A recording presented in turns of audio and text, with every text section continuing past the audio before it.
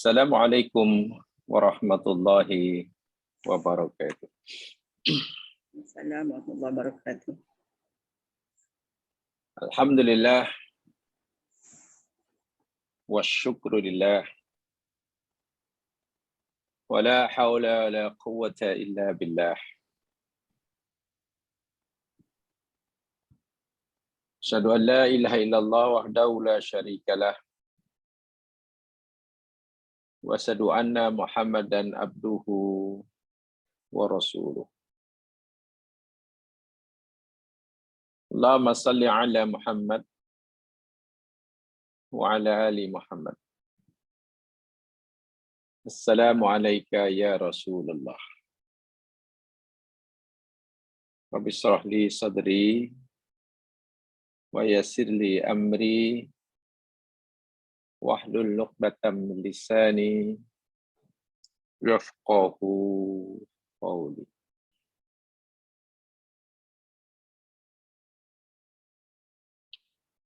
Muslimin muslimat yang dirahmati Allah sekalian, kita panjatkan kesyukuran kepada Allah Subhanahu wa taala. Allah yang telah menciptakan kita sebagai makhluk yang paling sempurna.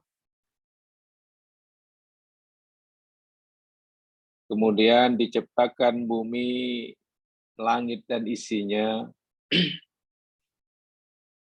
lalu ditundukkannya ia buat kepentingan kita.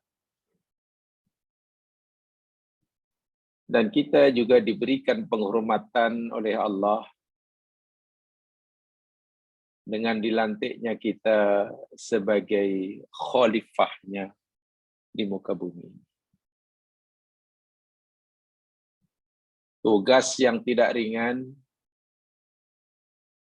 tetapi amat mulia. Salawat dan salam mudah-mudahan sentiasa Allah limpahkan kepada Nabi Muhammad SAW beserta keluarga baginda, kerabat baginda, dzurriat baginda. Amin. Sebelum kita mulakan usrah kita malam hari ini,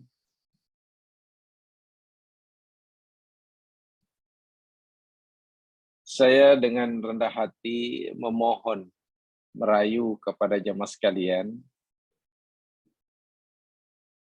untuk mengikhlaskan niat kita masing-masing. Bertadaruk kepada Allah Subhanahu wa taala, menyadari dan mengakui kelemahan diri kita masing-masing di hadapannya. Memohon belas kasihan dan rahmat-Nya agar Allah limpahkan kepada kita amnya dan kepada salah seorang jamaah kita yang berbahagia, Dr. Abdul Aziz Bidin berserta putranya, putra lelakinya yang sedang menderita sakit dan sedang dirawat di hospital.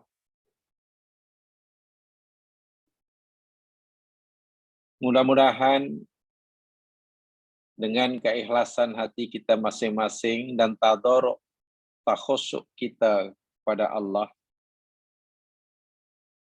Allah memberikan yang terbaik bagi yang berbahagia Dr. Abdul Aziz Bidin beserta anak lelakinya. Segala-galanya kita serahkan kepadanya, karena dialah yang menciptanya, dialah yang mengatur segala gerak-geriknya, dan dialah yang mengetahui apa kesudahanmu. Mari kita niatkan ikhlas kita, memohon kepada Allah Subhanahu wa taala bagi kebaikan. Apapun bentuk kebaikan yang Allah tetapkan buat yang berbahagia Dr. Abdul Aziz Bidin beserta putranya, salah seorang daripada jamaah kita. Insya Allah. Tolong diaminkan doa yang insya Allah saya akan panjatkan.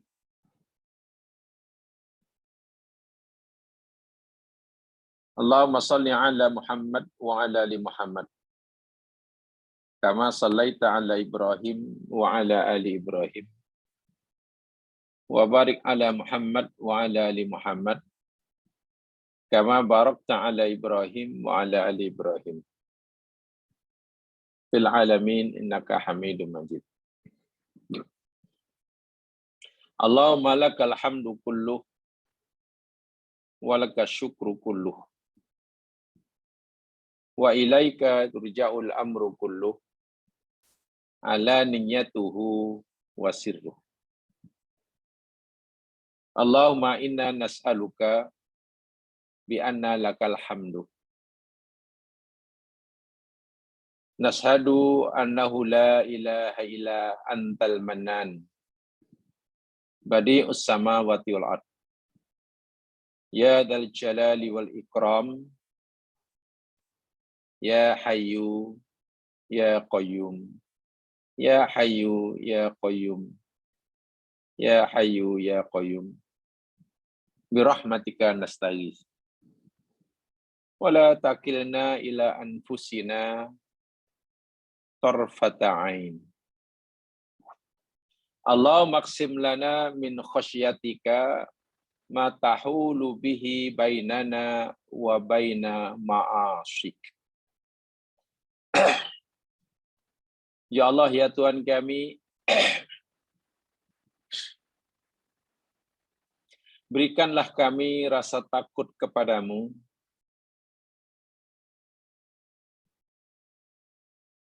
yang boleh menjadi penghalang di antara kami dan maksiat kepadamu. Wa min ta'atika ma tuballighuna bihi ila jannati. Wa min ta'atika ma tuballighuna bihi ila jannatik. Berikan kami ya Allah ketaatan kepadamu yang dapat menyampaikan kami kepada surgamu. Wa minal yaqini ma tuhawwinu bihi alaina masaibad dunya. Ya Allah, berikan pada kami keyakinan yang memudahkan kami untuk kami menghadapi setiap musibah dunia. Allahumma matti'na bi asma'ina wa absarina wa quwwatina ma ahyaitana. Ya Allah, berikanlah kami manfaat pada pendengaran kami, penglihatan kami, kekuatan kami, selagi mana kami masih hidup di dunia. Waj'alul waritha minna waj'al tha'rana ala man zalamana wansurna ala man 'adana. Jadikanlah ianya kekal dengan kami dan terpelihara sehingga kami mati. Dan Kau berikanlah ya Allah balasan ke atas orang yang menzalimi kami. Ya Allah, bantulah kami. Beri kami kemenangan mengalahkan orang-orang yang memusuhi kami. Wala taj'al musibatana fi dinina. Ya Allah, ya Tuhan kami, janganlah Kau jadikan janganlah engkau timpakan kepada kami musibah terhadap agama kami. Wala taj'alid dunya akbara hammina wala mablagha ilmina. Janganlah engkau ya Allah jadikan dunia ini sebesar-besar kerisauan kami. Dan janganlah kau jadikan pengetahuan kami hanya semata-mata berkaitan dengan dunia di mana kami hidup. Wala tusallit alaina man la yarhamuna. Ya Allah, ya Tuhan kami, jangan kau biarkan orang-orang yang tidak mengasihi dan menyayangi kami menguasai kami.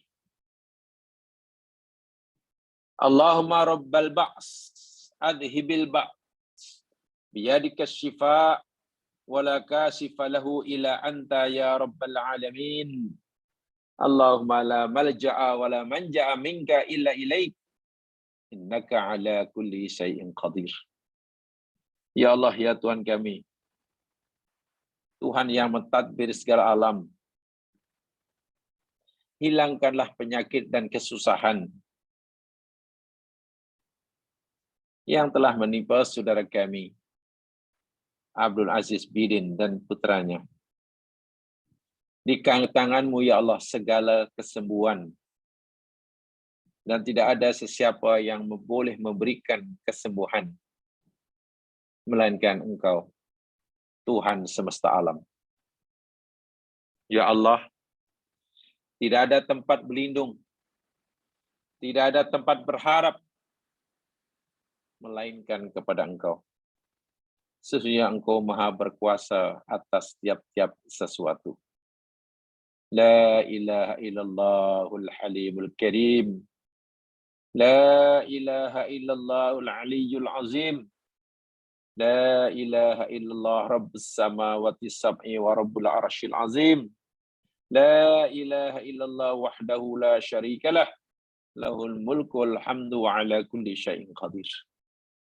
Allahumma asfi abdikal hakir ila rahmatik. Abdul Aziz Bidin. Wabnah syifaan laisa badau saqama abada. Allahumma khud biyadih. Allahumma khrishu bi'ainika alladhi la tanam. Waqfi biru'nika alladhi la yuram. Waqfadu mi'izzika alladhi la yudam. Waqlahu fil laili wan nahar. Warhamhu biqudratika alaih. Warhamhu biqudratika alaih. Anta thiqatuhu wa raja'uh. Ya kashifal ham, ya mufarrijal kurab, ya mujiba da'watal mutarrin. Allahumma albisu sihah wal afiyah ajilan ghairu ajil ya arhamar rahimin. Ya Allah, ya Tuhan kami mohon kepadamu ya Allah agar Engkau berikan kesehatan dan kesembuhan kepada hamba-Mu Abdul Aziz Bidin beserta anaknya. Sembuh yang tidak disertai dengan sakit selepasnya. Ya Allah, peliharalah dia. Lindungilah dia. Jagalah dia. Kasihanilah dia, rahmatilah dia ya Allah. Dengan segala kudrat-Mu. Engkau adalah harapan satu-satunya. Engkau adalah tempat bergantung satu-satunya. Wahai Zat yang maha menghilangkan segala kesusahan. Wahai Zat yang maha menyelesaikan segala masalah. Wahai Zat yang maha mengabulkan doa hamba-hambanya yang memohon pertolongan.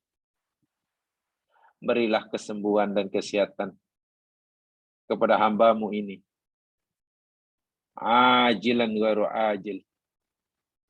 Allahumma inna nas'aluka min azimi lutfik wa karamik wa satrikal jamil an tasfiyahu wa tamuddahu bisihhah wal afiyah. La malja'a wa la manja'a minka illa ilaik. Innaka ala kulli syai'in qadir. Allahumma inna nas'aluka bi asma'ikal husna wa sifatikal ula wa bi rahmatikal lati wasi'at kulla syai' anta munna alaihi wa alaina bisyifa'il ajil wa alla tad'afina jarahan illa dawaitah wa alla tad'afina jarahan illa dawaitah wala alaman illa sakantah wala alaman illa sakantah wala maradan illa syafaitah wala maradan illa syafaitah wal basna taubas sihah wal afiyah ajilan ghairu ajil syafina afina wa'fu anna wasmana bi'atika wa rahmatika tawallana birahmatika ya arhamar rahimin. Allahumma inna nas'aluka bi kulli ismin laka an tasfiya abdakal hakir Abdul Aziz Birin ya ilahana asma'uka sifauna wa dzikruka dawauna wa qurbuka rajauna wa hubbuka mu'nisuna wa rahmatuka tabibuna wa mu'inuna fid dunya wal akhirah innakal mu'til alim wal hakim ya mufarrijal qarabi ya mujiba da'watil mutarrin albis Allahumma albis kulla maridin taubas sihha wal afiyah ajilan ghairu ajil ya arhamar rahimin. Allahumma hadza du'a wa mikal istijabah istajib du'ana ya mujibad dawab. Rabbana atina fid dunya hasanah wa fil akhirati hasanah wa qina adzabannar. Sallallahu ala Muhammad wa ala alihi wa sahbihi wa barik wasallim. Alhamdulillahi rabbil alamin. Amin ya rabbal alamin.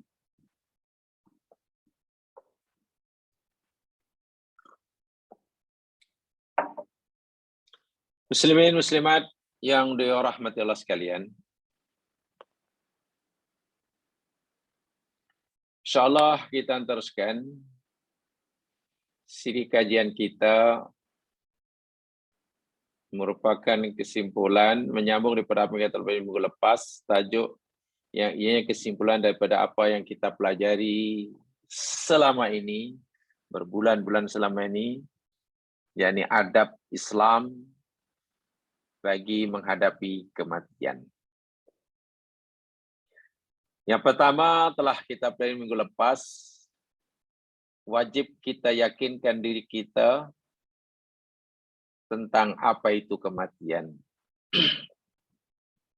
Kematian adalah ujian.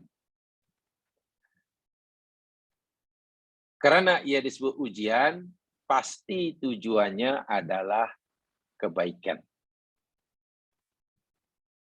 Hanya seberapa banyak kebaikan yang kita dapatkan daripada peristiwa kematian bergantung kepada kita.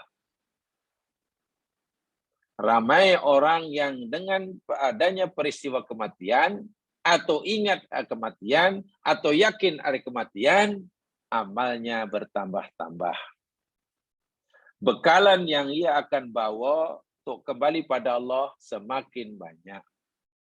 Sementara orang lain, bila melihat atau mendengar kematian, bila yakin suatu hari akan mati, dosanya pula malah bertambah. Pelik juga melihat kematian, mendengar kematian, yakin akan mati, dosanya malah bertambah. Itulah saya katakan bergantung kepada kita. Sama ada kita inginkan tambahan bekalan dengan memahami kematian atau sebaliknya. Baik. Sekarang yang kedua, lihat dalam nota.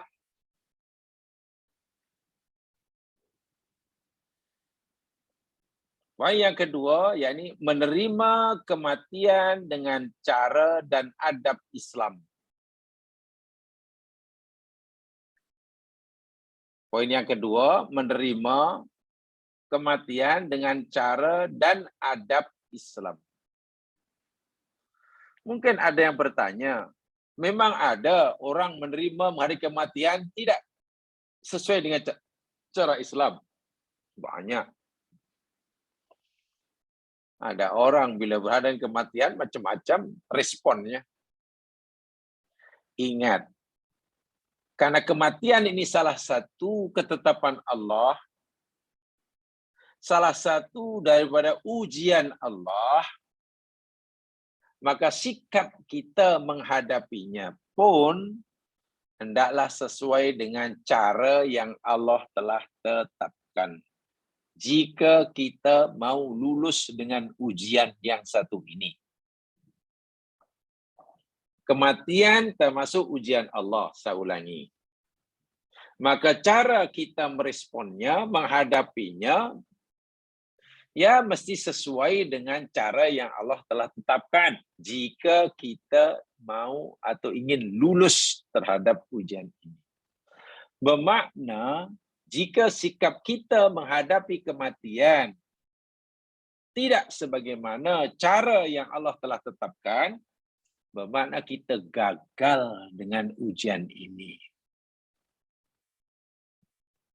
Sedangkan bila kita gagal menghadapi ujian yang satu ini, bukan ujian yang lain masih banyak, kita tidak punya peluang untuk tak ada kesempatan yang kali yang kedua. Tak ada kesempatan kedua. Kita hanya diberi peluang sekali. Bayangkan jika yang sekali itu gagal. Sebab itulah cara adab kita menghadapi atau menerima harga kematian mesti sesuai dengan apa yang Allah ajarkan. Apa cara itu? Seperti mana yang telah kita berikan panjang lebar pada kuliah-kuliah kita sebelumnya, antaranya pertama yakni istirja. Tentu saya tidak akan mengulangi panjang lebar tentang kalimat ini. Istirja, yakni mengucapkan inna lillahi wa inna ilaihi raji'un. Berdasarkan firman Allah dalam surah Al-Baqarah ayat 155, 156. A'udzu billahi minasy syaithanir rajim. وَلَنَبْلُوَنَّكُمْ بِشَيْءٍ مِّنَ الْخَوْفِ وَالْجُوعِ وَنَقْصٍ مِّنَ الْأَمْوَالِ وَالْأَنفُسِ وَالثَّمَرَاتِ وَبَشِّرِ الصَّابِرِينَ الَّذِينَ إِذَا أَصَابَتْهُم مُّصِيبَةٌ قالوا إنا لله وإنا إليه راجعون. Demi sesungguhnya kami telah menguji kamu, atau kami pasti akan menimpakan bala ujian kepada kamu, kata Allah. Dengan sedikit perasaan takut, kelaparan, kekurangan harta benda, kekurangan jiwa, yakni kematian, hasil mahsul bumi, buah-buahan, bahan makanan. Ini contoh-contoh musibah dunia yang Allah sebutkan. Berilah kabar gembira kepada orang-orang yang sabar menghadapinya. Siapakah orang-orang yang sabar, yang dikatakan sabar menerima ujian ini?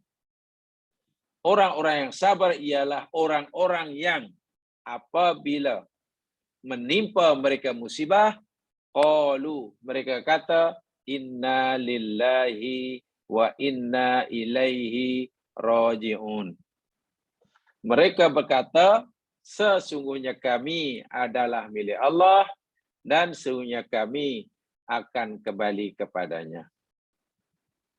Sebenarnya saya kata tadi, saya tidak perlu mengulang panjang lebar poin ini, karena dahulu dalam kuliah yang lepas telah kita pelajari panjang lebar. Lagi pula, saya telah sampaikan juga di kelas lain, dan saya tahu ramai daripada jamaah ini yang mengikutinya, rahsia istirja. Hanya saya inti daripada istirja, innalillah, kita yakinkan diri kita ini, apa yang ada di luar diri kita, bumi langit dan isinya, bahkan termasuk diri kita, nyawa kita, segalanya milik Allah. Maksudnya apa?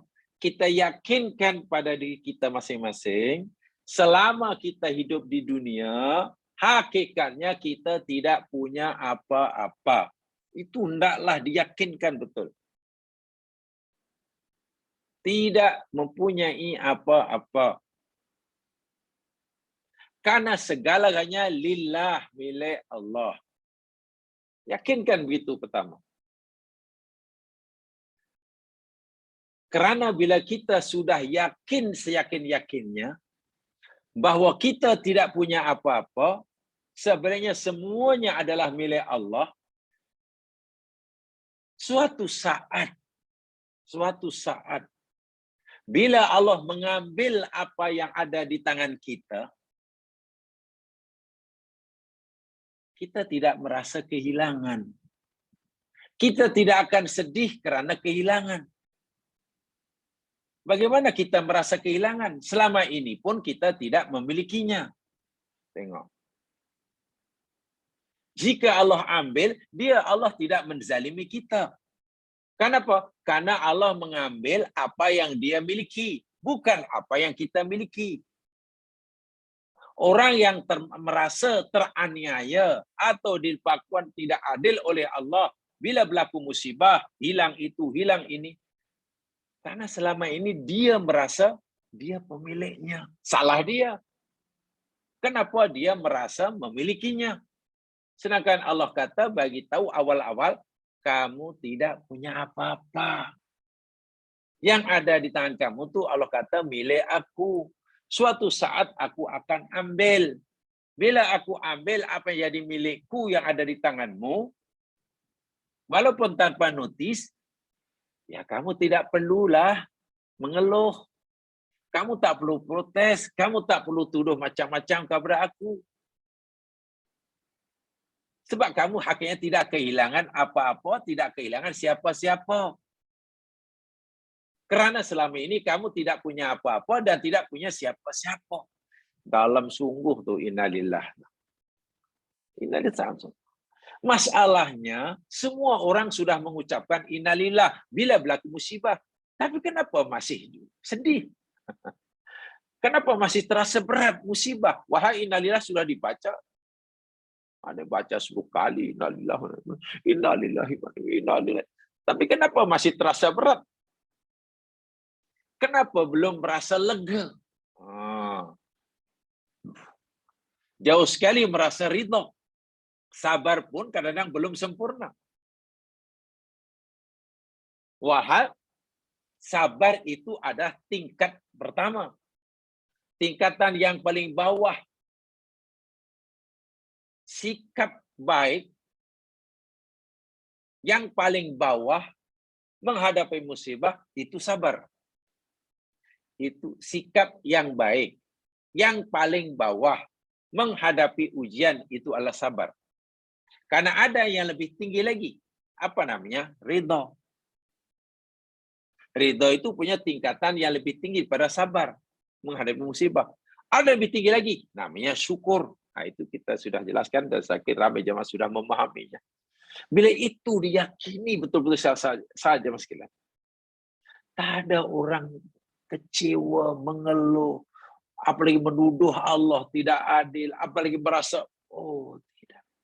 Innalillah itu benar-benar ucapan yang luar biasa. Syaratnya difahami dan yakinkan. Bukan hanya di mulut, bukan hanya di bibir. Ya. Di dunia akan dapat ganjaran. Apa ganjarannya? Hilang bebanan.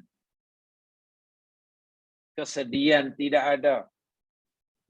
Rasa terbeban tidak ada. Rasa menderita tidak ada. Rasa sakit tidak ada.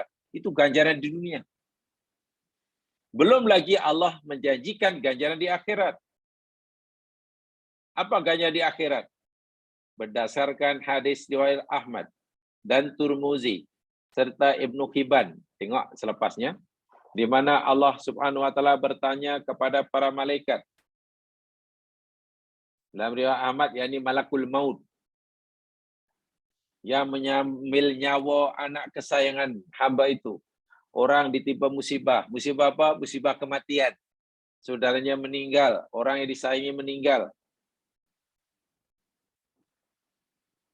Allah perintahkan malakul maut untuk mencabut nyawanya. Lalu Allah tanya pada malakul maut. Bukan Allah tidak tahu. Tapi Allah nak memberitahu apa yang berlaku sebenarnya di alam gaib. Apa pertanyaan Allah kepada malakul maut selepas malakul maut selesai menjalankan tugas mencabut nyawa manusia? Madza qala abdi, kata Allah. Wahai malakul maut, apa yang diucapkan oleh hambaku? Atau bagaimana agaknya sikap hambaku menghadapi kematian orang yang tersayang? Apa sikap hambaku menghadapi musibah yang menimpanya? Dia kehilangan segala-galanya. Macam mana sikapnya? Nyawa yang kamu cabut itu adalah nyawa orang yang paling disayangi oleh hambaku ini. Ketika orang yang sangat disayanginya itu kamu ambil nyawanya, apa respon dia? Jangan sikap dia. Allah tanya pada malakul maut. Fayaqulun, lalu malakul maut berserta pegawainya. Sebab malaikat pencabut nyawa ni ketuanya malakul maut namanya. Pegawainya banyak, membantunya. Dalam keterangan yang ashah, malakul maut itu yang terakhir mengeluarkannya. Tapi yang dalam proses mengeluarnya sikit-sikit sebelum sampai ke halqum, itu tugas malaikat pembantunya. Jadi dalam Al-Quran disebut yatawaffahumul malaikat, mematikan mereka para malaikat, jumlahnya banyak. Kenapa Allah kata matikan orang itu banyak malaikat, sedangkan yang malaikat itu kan hanya seorang? Oh, rupa-rupanya kata ulama tafsir, malakul maut itu ketuanya, pembantunya ramai, yang melakukan mukodimahnya, yang mengeluarkan sikit-sikit, mematikan selnya sikit-sikit, sehingga seakan nyawa bergerak daripada hujung kaki naik ke atas, sehingga yang kaki sudah mulai sejuk, tak rasa apa-apa, mana tak ada nyawa lah itu, sikit-sikit sampailah ke halqum.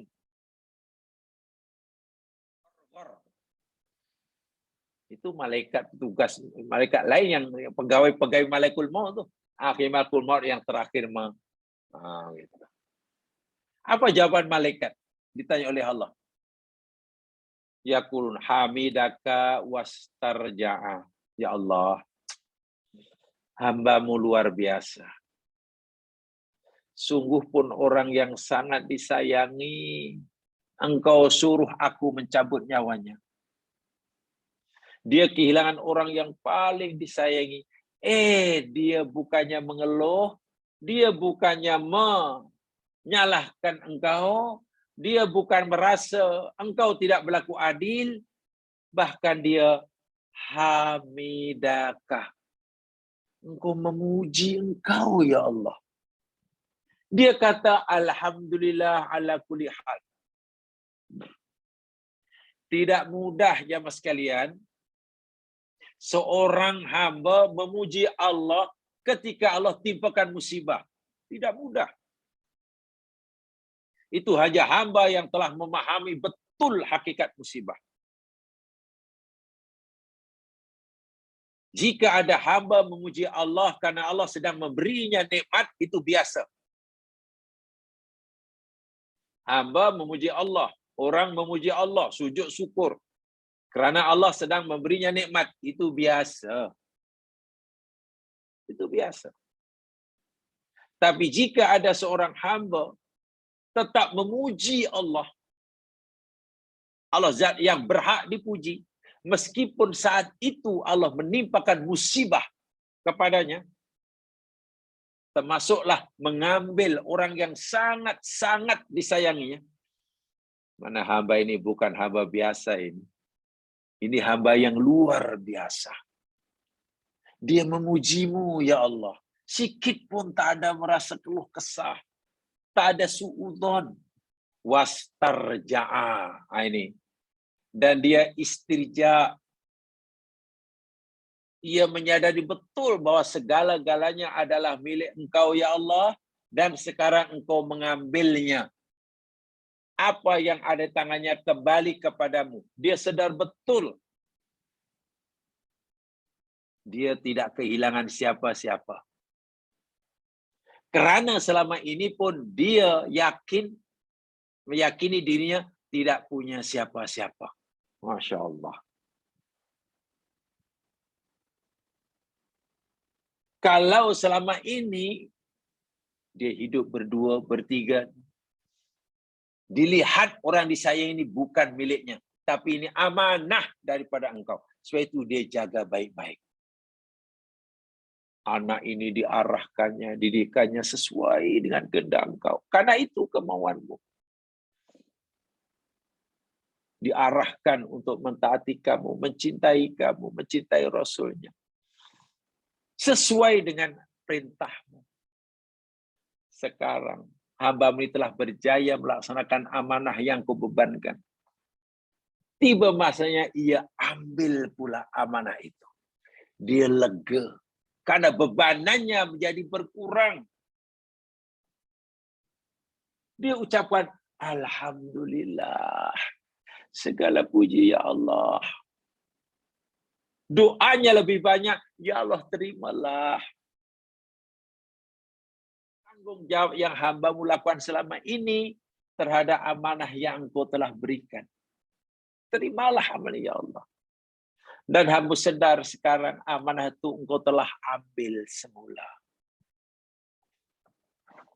Sehingga amanah yang Engkau berikan pada diri hamba ini semakin berkurang. Hamba-Mu tidak kecewa karena merasa kehilangan.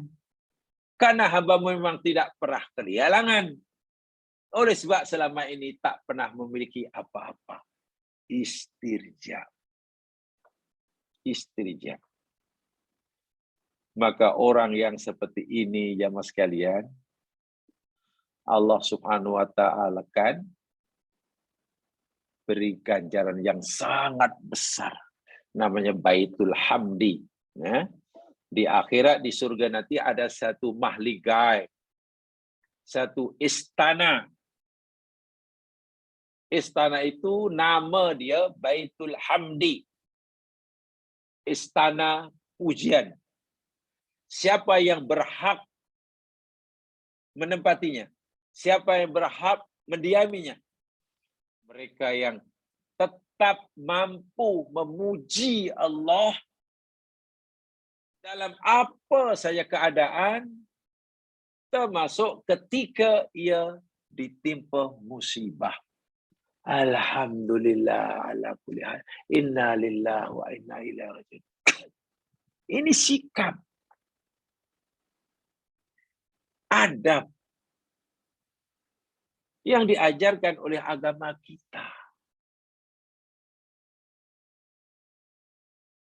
Sehingga dengan mendengar berita kematian, melihat kematian, atau musibah apa sajalah.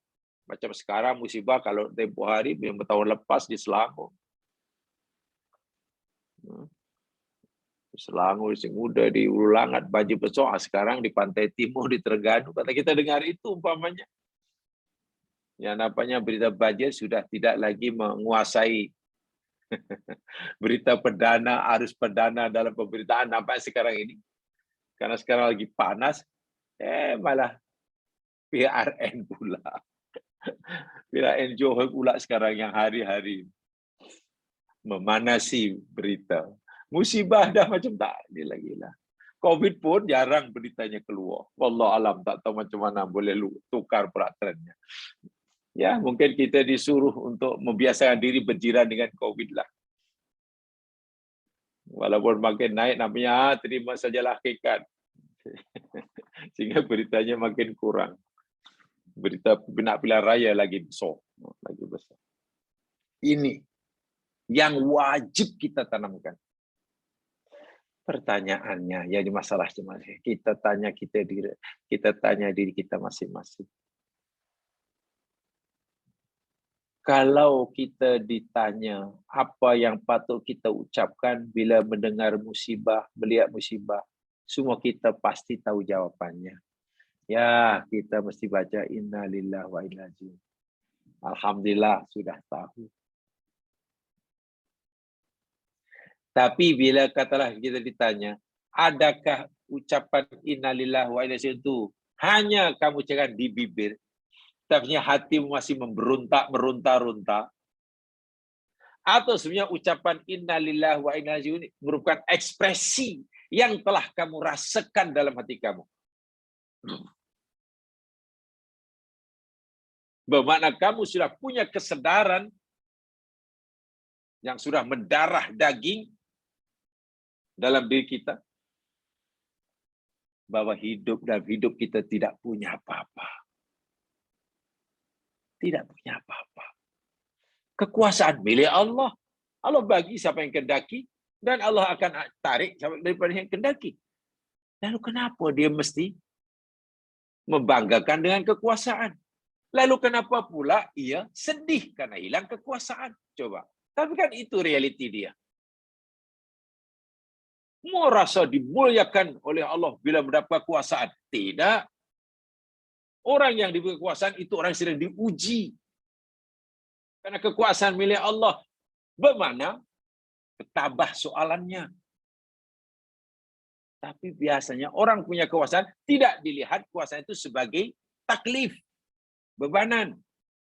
Ramai orang melihat kekuasaan itu sebagai tasyrif. Nah, ini silapnya. Tidak dilihat sebagai taklif, bebanan, yang ada pertanggungjawaban, tapi dilihat sebagai tasyrif. Tadi semacam penghormatan, peluang lah bahasa mudah.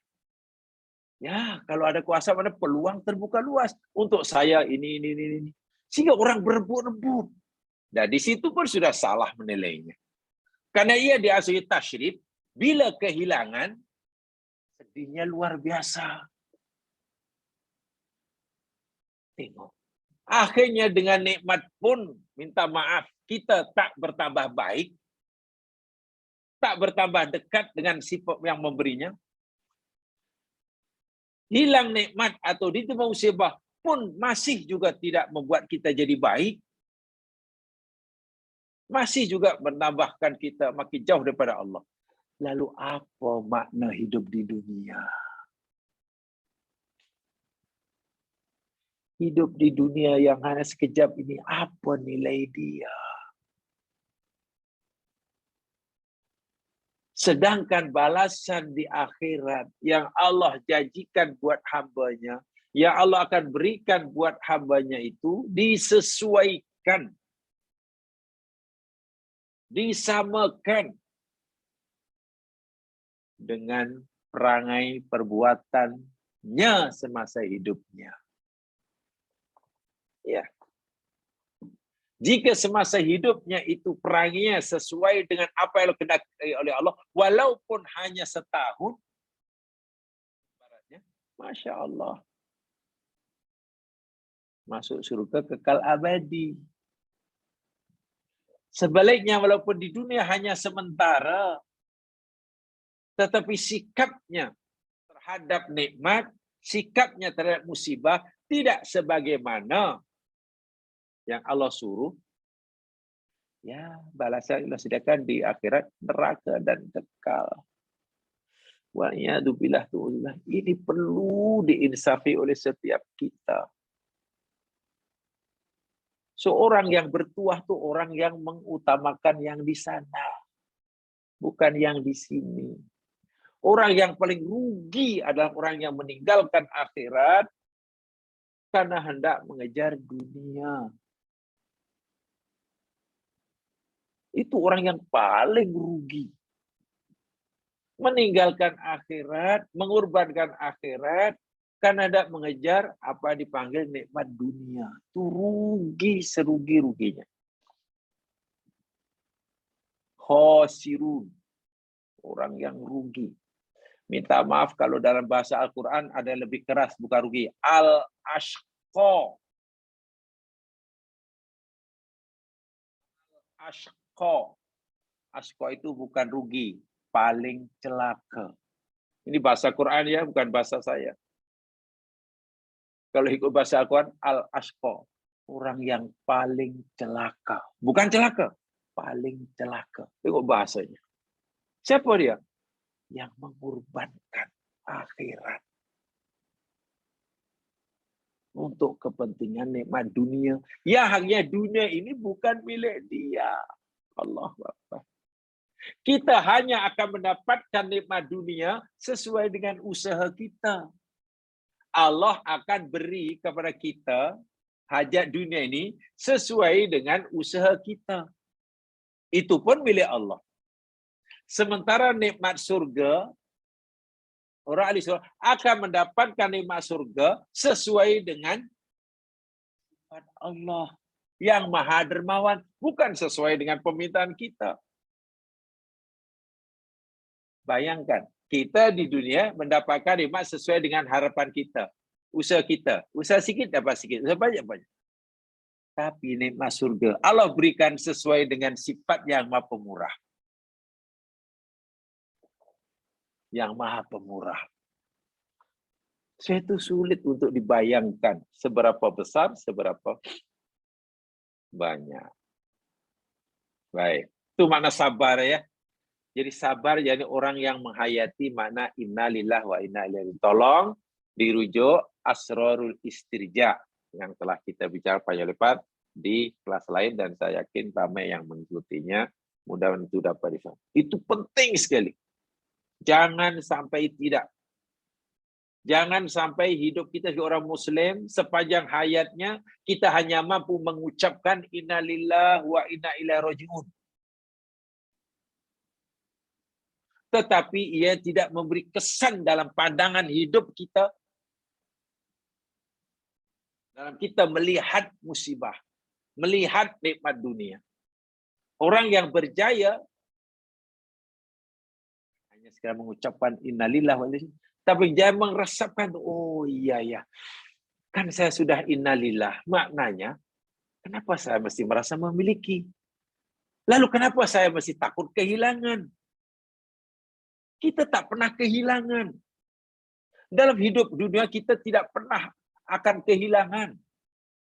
Karena apa? Karena kita tak pernah memiliki sesuatu.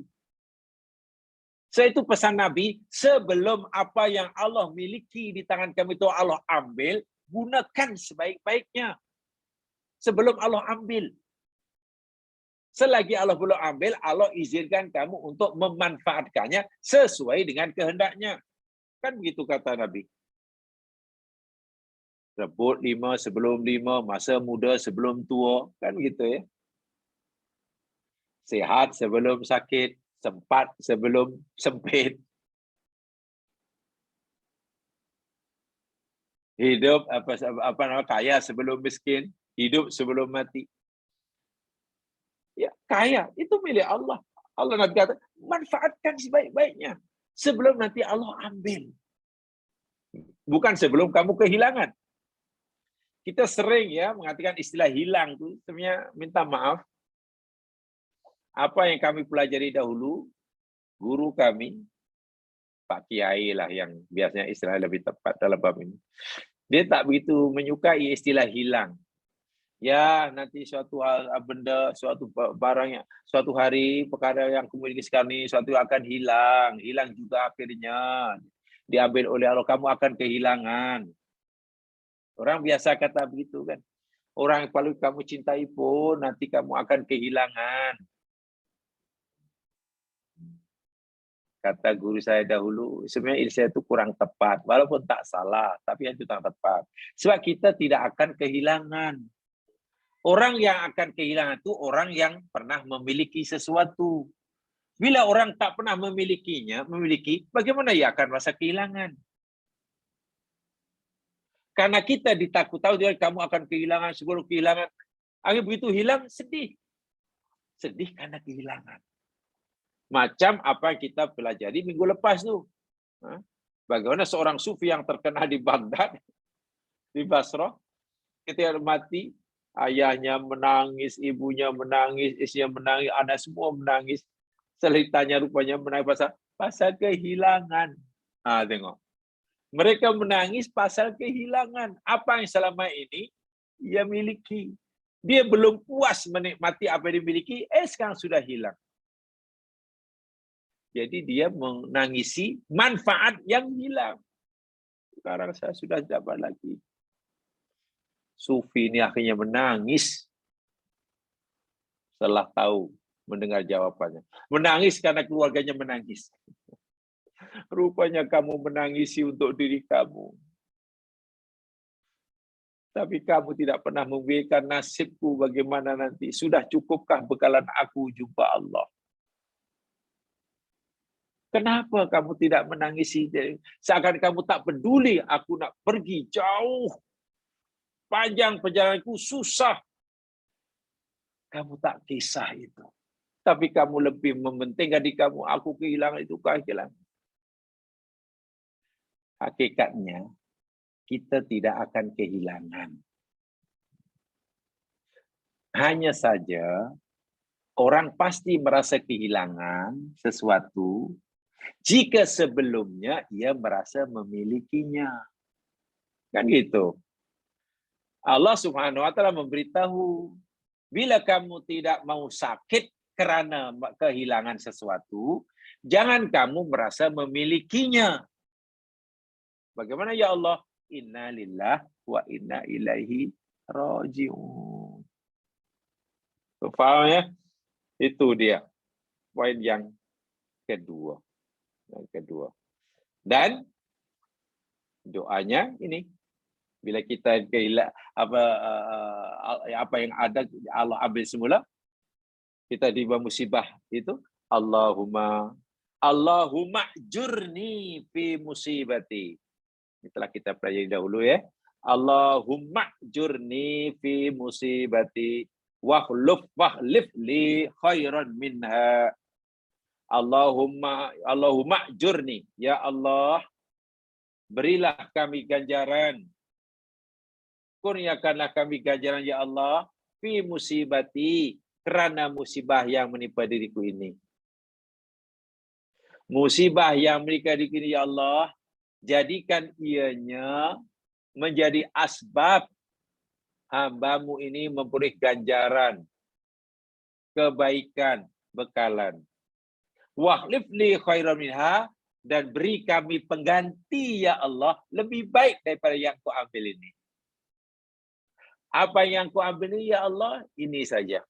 Tolong berilah ganti yang lebih baik. Orang katalah rugi, berniaga rugi, dia sudah berniaga karena Allah, ikhlas karena Allah, ikut syariat Allah. Tiba-tiba keuntungan yang diharapkan tak dapat. Bahkan modalnya pun lesap. Ya, innalillah. Lalu kita, ya Allah, berilah kami ganjaran ya Allah dengan musibah yang menimpa ini, kerugian dalam perniagaan ini. Dan berilah pengganti yang lebih baik. Boleh jadi jika Allah kabulkan, kerugiannya berapa? Oh, kerugiannya ada pamannya 10.000. Bila berdoa, ya Allah bila ganti baik, nanti tahun depan atau tahun akan diganti 20.000. Kerugiannya berapa? 1 juta. Bila Allah kabulkan, nanti akan diganti pula juta. Kerugiannya berapa? Karena proposal tak diterima. Oh, saya sudah rugi 500.000.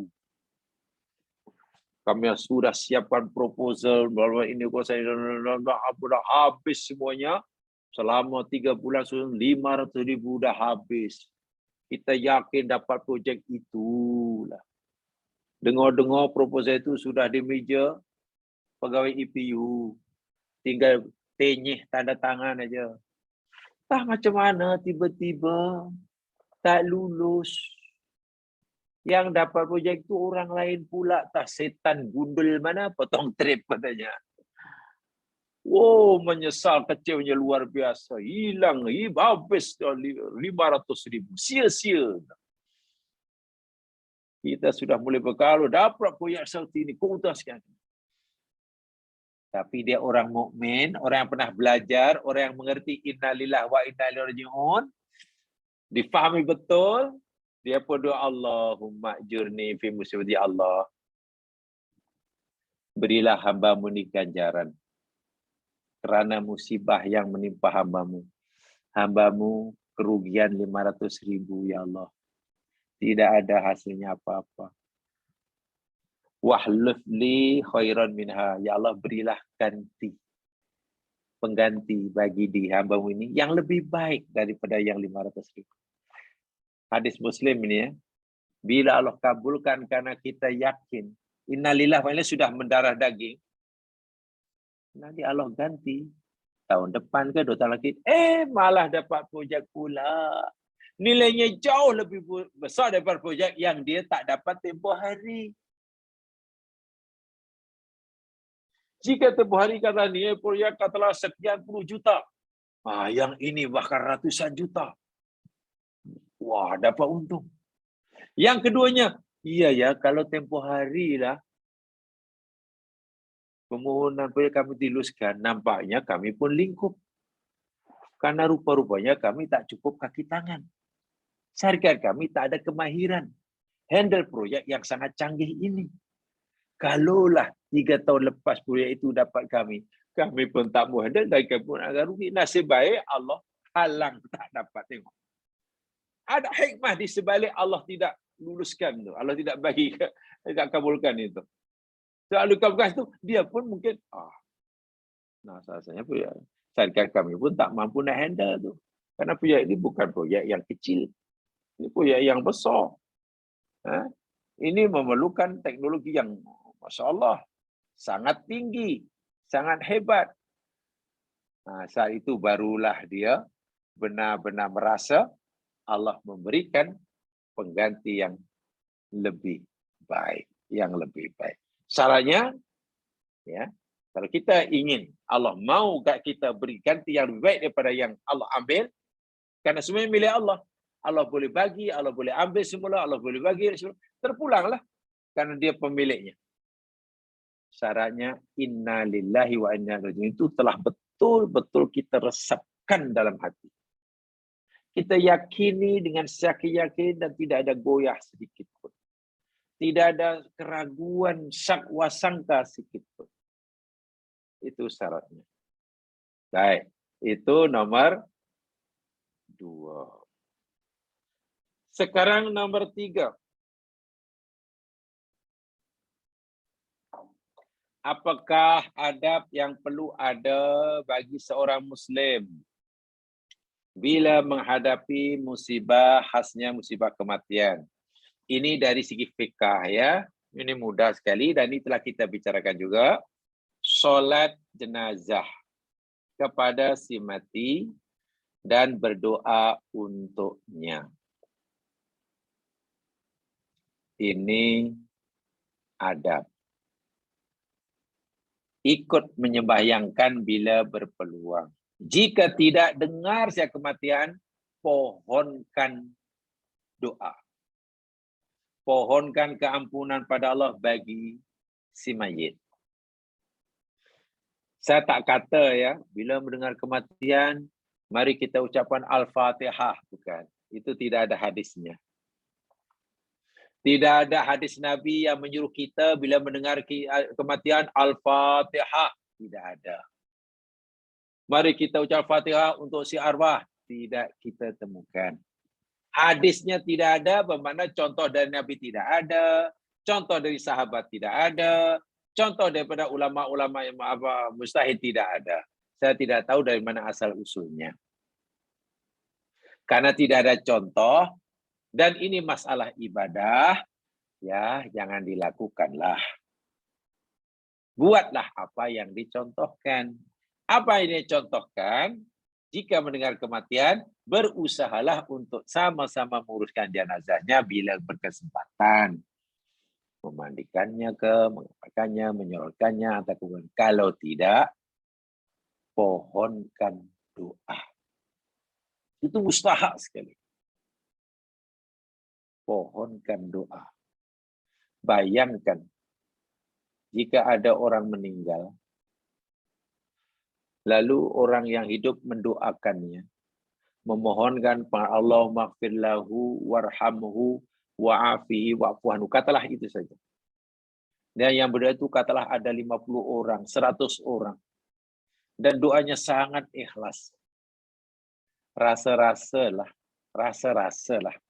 Macam mustahil daripada mulut 100 orang yang berdoa. Yang ikhlas itu tidak dikabulkan oleh Allah. Rasa-rasa tak ada lah. Pasti ada yang dikabulkan lah. Daripada seorang atau dua. Dari 100 orang. Tak mungkinlah semuanya ditolak. Salahnya ikhlas. Dan bayangkan jika ada seorang dua saja dikabulkan doanya. Ya Allah, ampunilah dosa si mayit. Maknanya, jika masih masa meninggal itu, dia masih membawa kesalahan dan dosa, dosanya terampun. Dia tidak akan dipertanggungjawabkan di alam barzah dan di akhirat. Bila mati, jumpa Allah dah tak ada dosa. Berkat doa orang yang hidup, karena doa orang hidup ni memberi manfaat pada si mati. Warhamhu, dan berilah dia rahmatmu, kasihlah dia ya Allah. Apa maknanya? Terampunnya dosa, Allah maghfir lahu, itu mana mohon pengampunan. Terampunnya dosa seseorang, makna jumpa Allah tak ada dosa, itu menjadi penyebab orang itu dimerdekakan daripada api neraka. Masya Allah. Bila sudah merdeka daripada api neraka, warhamhu, ya Allah limpahkan dia rahmatmu. Dengan sebab rahmat Allah lah, dia masuk surga. Hebat tidak hebat? Manfaat yang akan diperolehi, didapatkan, diterima oleh orang yang mati. Besar. Mungkin kita akan tanya, iyalah itu manfaat bagi si mati, habis kita yang hidup. Kita yang hidup. Jamaah sekalian, yang pertama, bila kita bisa mendoakan itu untuk si mati, nanti bila kita meninggal, Allah pun akan gerakkan hati orang-orang yang hidup, akan mendoakan kita dengan ikhlas, sebagaimana kita mendoakan orang yang sedang mati sekarang. Itu manfaatnya. Karena kita ikhlas mendoakan mereka, nanti bila kita meninggal, pun yang hidup akan digerakkan hatinya oleh Allah untuk mendoakan bagi kita dengan hati yang ikhlas juga.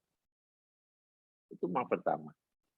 Yang kedua, kalau kita boleh gunakan hadis Nabi, salah satu doa, termasuk doa yang dikabulkan oleh Allah, Nabi katakan da'watur rajuli li akhi bil ghaib. Doa seorang muslim bagi saudaranya bil ghaibi, tanpa diketahui olehnya. Katalah A mendoakan B, seorang muslim. Dan B ini tidak tahu bahawa dirinya didoakan oleh A. A pun tidak memberitahu. A pun tak beritahu. Apa kata Nabi? Allah akan kabulkan doa A buat B. Allah pun akan bagi kepada A sebanyak itu juga. Tengok. Jadi jika kita doakan pengampunan, mohonkan kawan bagi si mati, kan si mati tak tahu yang kita mendoakannya. Ikhlas.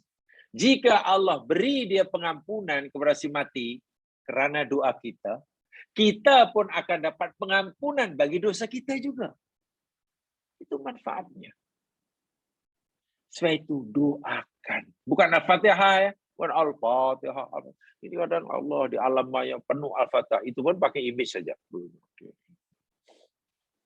Ingat ya, itu bukan ajaran. Itu tidak ada dasarnya dari agama kita Islam. Atau siapa yang mula-mula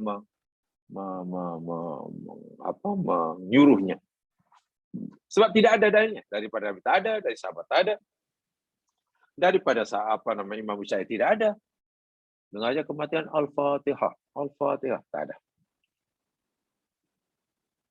Berdoa. Ya. Umat Islam menjadi fardu kifayah ke atas mereka melaksanakan solat jenazah kepada saudaranya yang meninggal dunia. Begitu juga dengan memandikan, mengkafankan, dan mengkebumikannya.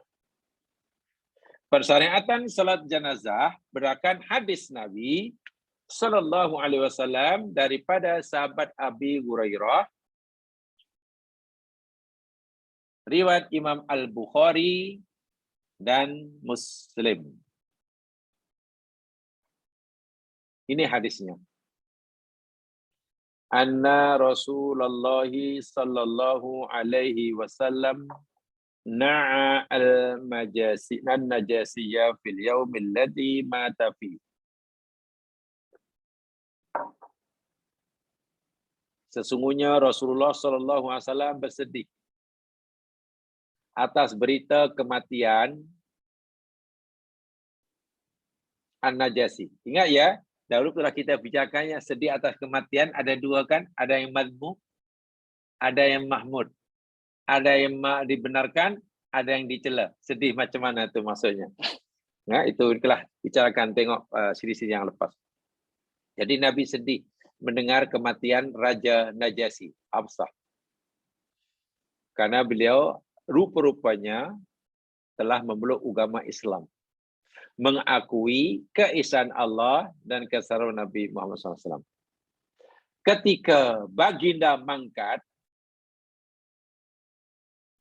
beritanya kepada Nabi SAW di Madinah. Ya, tak tahu macam mana waktu itu beritanya sebab telefon belum ada, macam mana. Mungkin agak lama lah. Ya, bukan hari ini meninggal, hari ini dapat berita.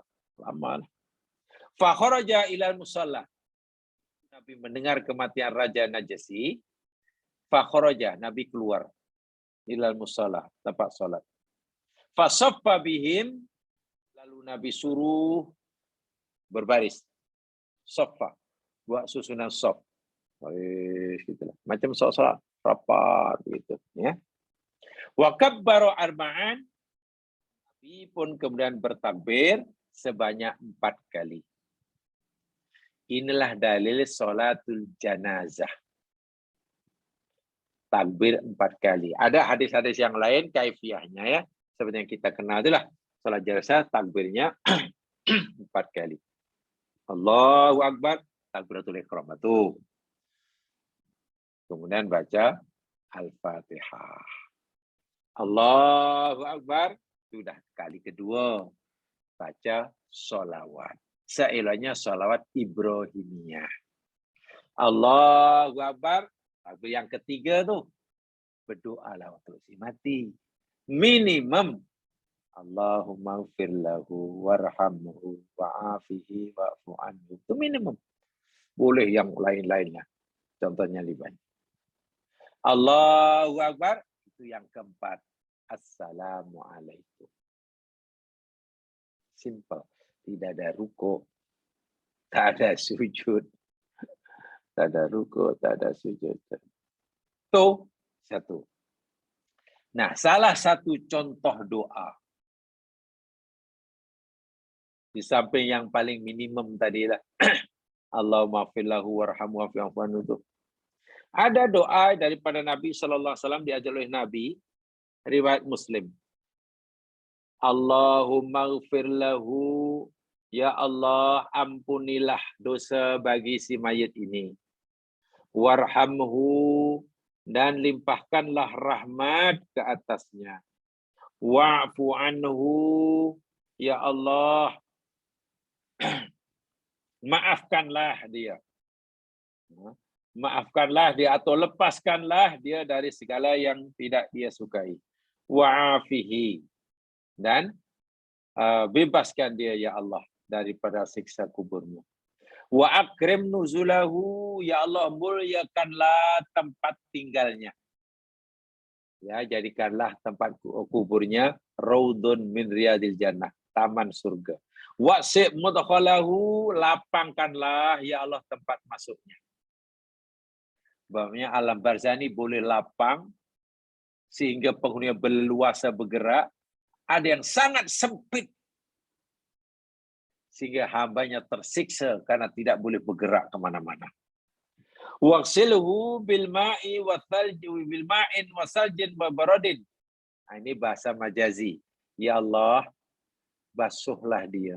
Bersihkan dia ya Allah dengan air, dengan salji, dengan air yang sejuk. Ini bahasa majazi. Nakihi minal khotoya, ya Allah. Bersihkan dia ya Allah daripada segala kesalahan. Kama yunaqqat thawbul abyadu minad danas. Sebagaimana telah dibersihkannya pakaian yang berwarna putih daripada kotoran. Wabdilhu daran khairan min dari, ya Allah, berilah pengganti baginya rumah, kediaman, tempat tinggal yang lebih baik daripada rumah kediaman yang ditinggalkannya di dunia. Wahlan khairan min ahli, berilah ya Allah ahli keluarga di sana lebih baik daripada ahli keluarganya di dunia. Ini bukan bermakna keluarga di dunia tidak baik ya. Jika di dunia keluarganya baik, mohon agar dia mendapat keluarga yang lebih baik dari dunia. Jika ahli keluarganya rumah di dunia tidak baik, mohon agar Allah berikan yang baik di akhirat. Begitulah maksudnya.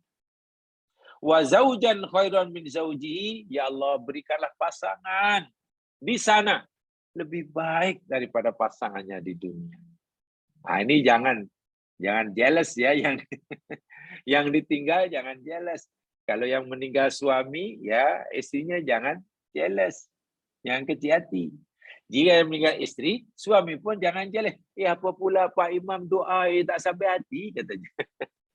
Tak sampai hati Pak Imam berdoakan katanya agar si arwah akan Allah ganti pasangan lebih baik daripada aku, katanya. Ya tak payahlah terlalu sensitif. Ini ajaran Nabi. Ini ajaran Nabi. Yang lebih baik daripadanya. Kerana jamaah sekalian, ya, karena apa yang kita minta untuk orang yang meninggal di alam barzakh tentu adalah yang jauh lebih baik daripada apa yang Allah pernah berikan di dunia. Itu yang pasti. Itu yang pasti. Wa adkhilhul jannah, ya Allah, masukkan dia ke dalam surga. Wa qihi fitnatal qabri, jaga dan pelihara dia ya Allah daripada azab kubur, wa adzab benar, dan siksa api neraka. Boleh juga itu dibaca dalam solat. Sebenarnya begini jemaah sekalian ya. Bacaan doa dalam solat jenazah itu, kalau ikut apa dicontohkan oleh Nabi dan ulama salafus soleh, itu selepas takbir yang ketiga. Itulah bacaan doa, hendaklah dibaca. Takbir keempat sebenarnya tidak ada doa lagi. Terus sajalah salam. Tapi biasa yang berlaku kadang-kadang, walaupun tidak semua, lepas takbir ketiga ada doa, lepas takbir keempat sebelum salam pun ada doa lagi. Takbirnya selepas takbir yang ketiga, seelok-eloknya. Seelok-eloknya. Itu puas-puaslah takbir di situ. Apa takbir? Berdoa. Doa ini, doa itu, doa ini, doa itu. Termasuk contoh yang lain. Kata yang kedua, Allahumma la tahrimna ajrahu wa la taftinna badahu wa filana walu. Boleh. Ada sahih Abu Dawud. Ya Allah, Janganlah engkau tahan pahalanya daripada kami, ya Allah. Janganlah engkau timbulkan fitnah kepada kami selepas kematiannya, ya Allah.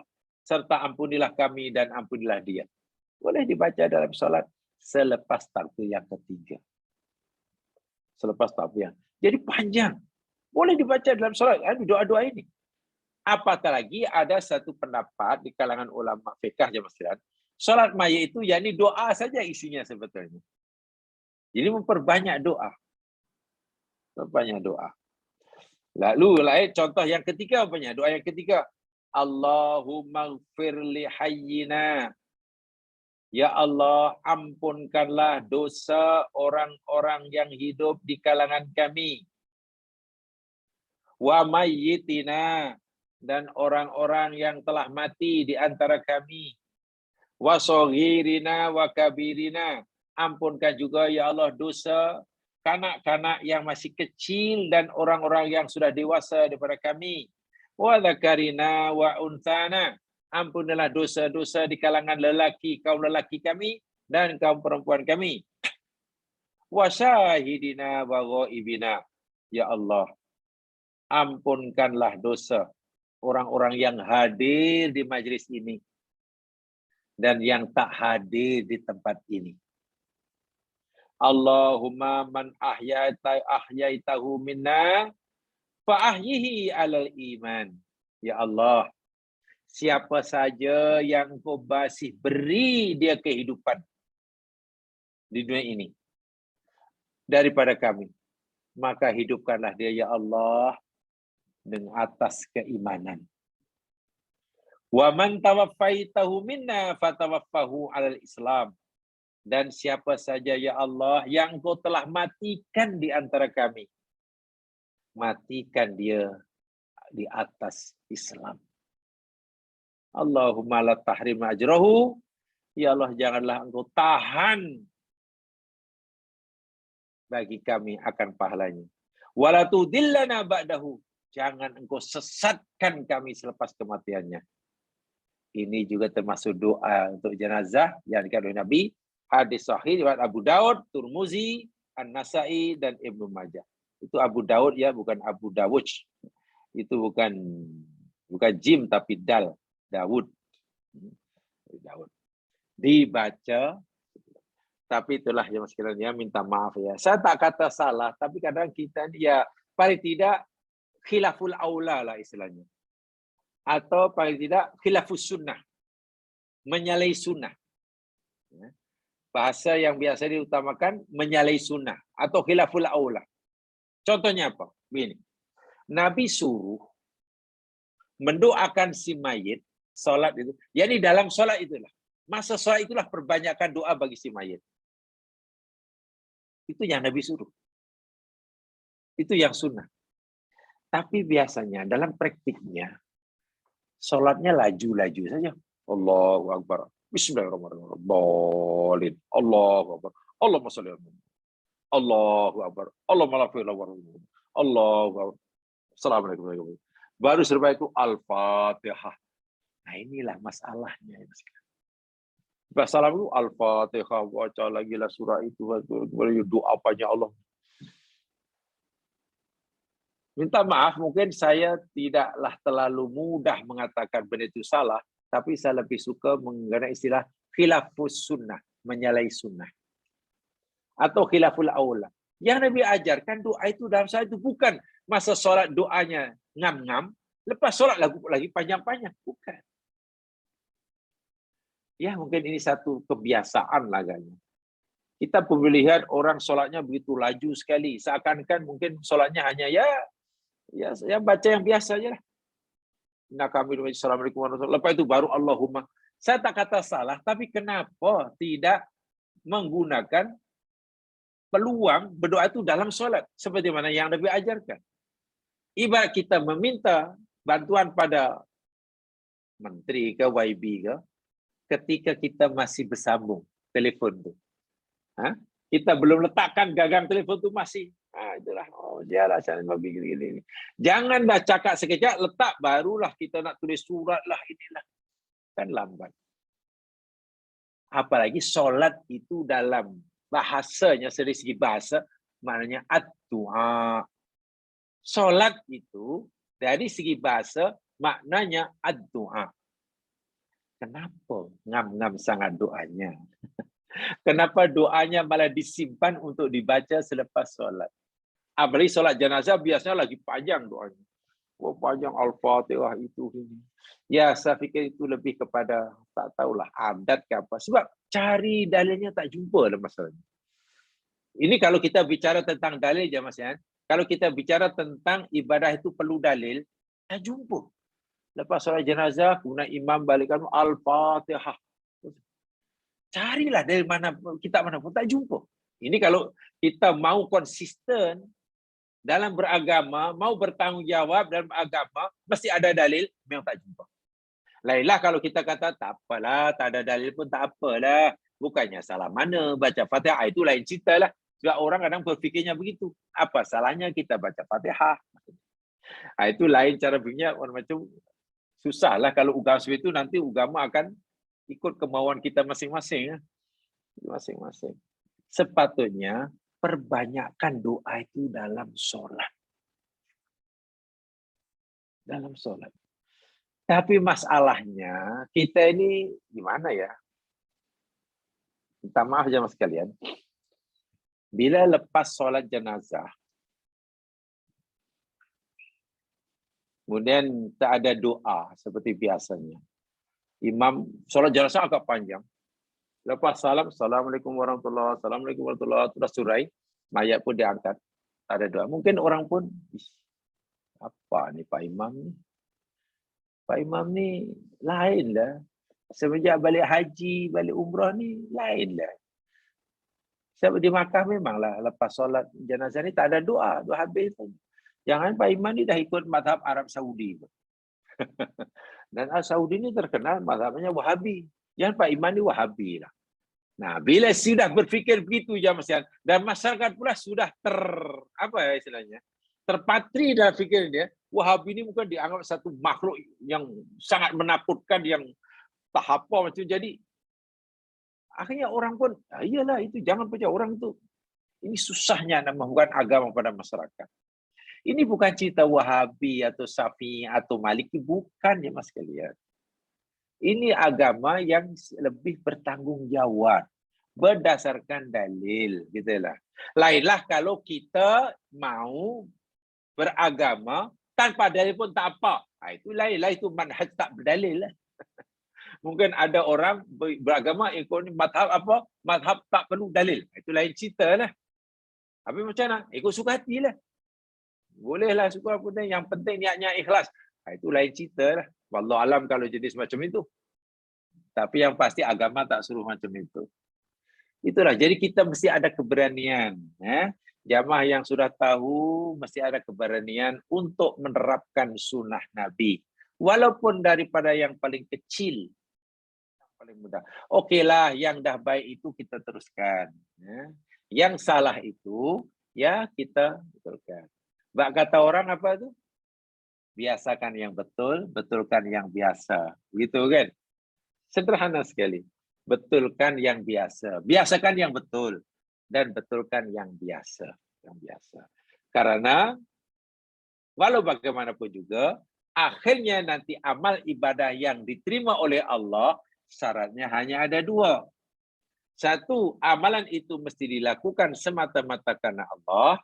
Yang kedua, amalan ibadah itu mesti dilakukan sesuai dengan ajaran, tunjuk ajar daripada Rasulullah Sallallahu Alaihi Wasallam. Gitu. Jadi,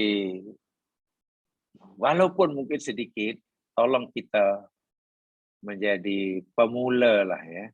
Jadi bila dengar kematian, tolong disebarkan secara sunnahnya.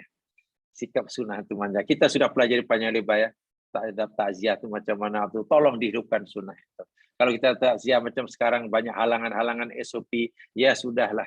Kalau dapat berita itu sampaikan berita kematian dan bacakan doanya. Kita tulis doanya dan kita baca dahulu baru kita posting lah. Jangan kita tak baca.